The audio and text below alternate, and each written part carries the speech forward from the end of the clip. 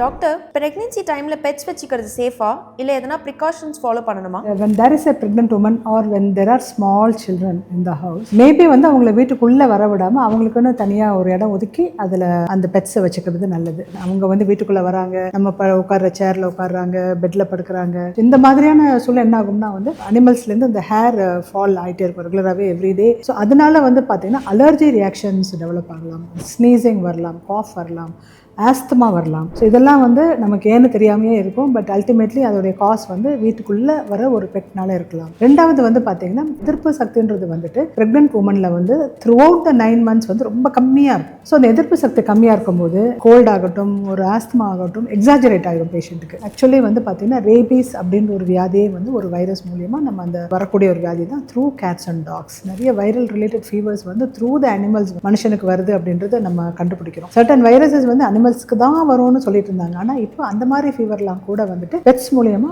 மனுஷனுக்கு வருதுன்னு சொல்றாங்க. So pregnancy is a highly ஒரு லோ இம்யூனிட்டி ஸ்டேட்டஸ் உள்ள ஒரு சிச்சுவேஷனால அந்த மாதிரி நேரத்தில் ஒரு இன்ஃபெக்ஷன் வந்துட்டா அது வந்து அந்த பேஷண்ட்டுக்கு ரொம்ப ஆபத்தாக முடியுது. ஈவன் லைஃப் த்ரெட்டனிங்காக கூட சில சமயத்தில் அது வருது. கன்சீவ் ஆகிருக்கும் போதோ இல்லை சின்ன குழந்தைங்க இருக்கும் போதோ நம்ம வந்து அதாவது உங்களுக்கு விவரம் தெரியாது, பெட் மேலே கை வச்சுட்டு திருப்பி வாயில கை வச்சுக்கோம். ஸோ அந்த விவரம் தெரியற வரைக்கும் மாச்சும் அந்த பெட்ஸை வந்து வீட்டுக்குள்ளே வராமல் நம்ம ப்ரிவென்ட் பண்ணுறது வந்து ரொம்ப ரொம்ப நல்லது.